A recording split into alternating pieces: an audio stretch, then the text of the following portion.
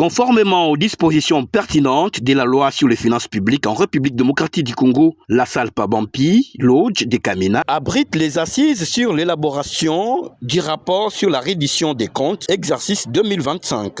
Activité présidée par l'honorable professeur Mwinziwa Kadilo-Rosen, vice-gouverneur et gouverneur ad intérim du Olomami. Prennent part à ces assises les membres du gouvernement provincial, les directeurs des services provinciaux, ainsi que les différents experts des ministères des Finances et Budget de la province du Olomami. Dans les entrées faites, le ministre provincial des Finances, Mwepouma Kongagez, a dans ce mot des circonstances marqué l'importance de cet exercice qui entre en ligne droite des obligations de l'exécutif vis-à-vis de la gestion de la chose publique.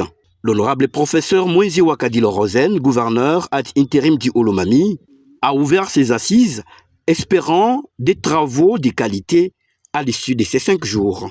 Je rends également les hommages les plus déférents à son Excellence, Monsieur le Président de la République, Félix Antoine Tshisekedi Tshilombo. Le gouvernement provincial doit rendre les comptes en s'inscrivant dans la nouvelle gestion publique qui met l'accent sur la performance, l'efficacité. Madame la directrice provinciale des Trésors et ordonnancement ad intérim Henriette Wembo Nyama a présenté les différentes étapes de cette cérémonie.